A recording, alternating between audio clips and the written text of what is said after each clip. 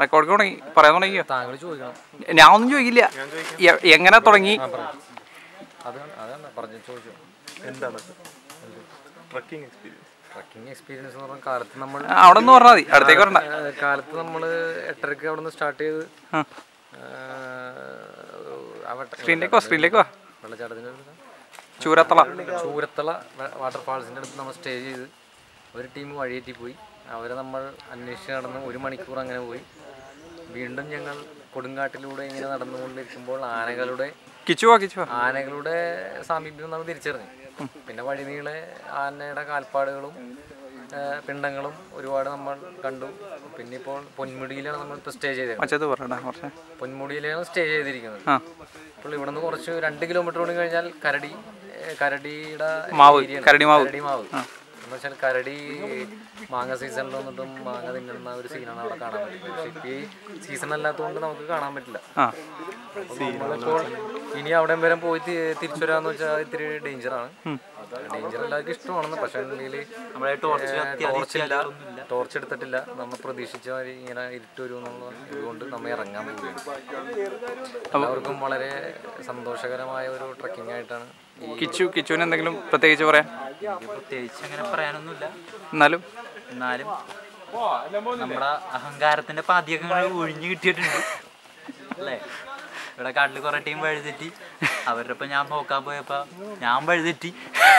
അതോടെ നമ്മളൊന്ന് അഭിലാഷേട്ടാ എന്തെങ്കിലും നമ്മളെ ട്രക്കിനെ കുറിച്ച് 2 വാക്ക്? എല്ലാവരും വളരെയധികം സഹായിച്ചുകൊണ്ട് ഇവിടം വരെ എത്തി. മൈക്ക് പിന്നെ വന്നവരെല്ലാരും നല്ല മൈക്ക് പോയി സഹകരണ മനോഭാവം ഉള്ളതുകൊണ്ട് സുഖമായ ഒരു യാത്രയായിരുന്നു. ഇതിനെന്തെങ്കിലും ഇനിയൊരു കുളിയും കൂടി കുടിച്ച് നമ്മൾ തിരിച്ചു പോകും. വളരെ സാഹസികമായ യാത്രയായിരുന്നു. എത്ര ആന കണ്ടു, എത്ര പുലി കണ്ടു? ആനകളെ ശരിക്കും പറഞ്ഞാൽ എണ്ണാൻ പറ്റിയില്ല. ആനക്കൂട്ടത്തിന്റെ മുന്നിൽ നിന്ന് ആ ഒരു ഉച്ച ആ സമയം മുമ്പ് ആ വെള്ളത്തിന്റെ ആ വെള്ളച്ചാലിന് അവിടെ വെച്ചിട്ട് ഒരു കൂട്ടം ആനകൾ വന്നപ്പോൾ നമ്മൾ ഭയങ്കര സാഹസികമായി രക്ഷപ്പെട്ടു. ഇനിയിപ്പം മുന്നോട്ട് പോകാനുള്ള നമുക്കൊരു പ്രതിസന്ധി എന്ന് പറഞ്ഞിട്ടുണ്ടെങ്കിൽ അവിടെ വൈകുന്നേരം ഇരുണ്ട സമയമാണ്. അപ്പം കരടികളുടെ ശല്യമുണ്ട്. അപ്പൊ അങ്ങനെ അതുകൊണ്ട് നമ്മൾ തിരിച്ചിറങ്ങാന്നുള്ള രീതിയിലാണ്. ലത്തീഫ് ഖാ എന്തെങ്കിലും?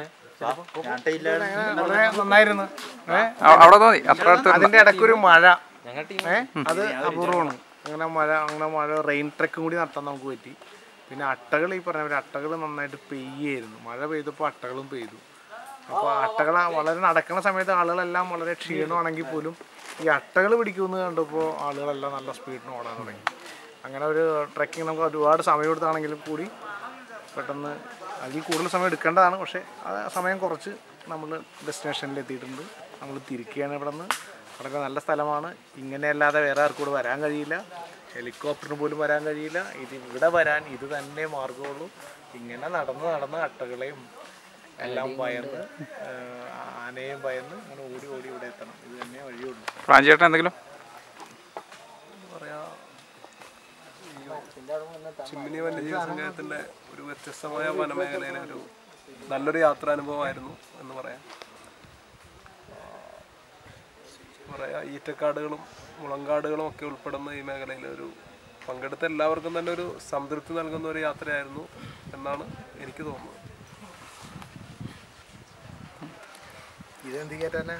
അപ്പോൾ എന്നാണ് കൊച്ചിൻ അഡ്വഞ്ചർ ഫൗണ്ടേഷന് വേണ്ടി ക്യാമറാമാൻ പ്രവീണിനോടൊപ്പം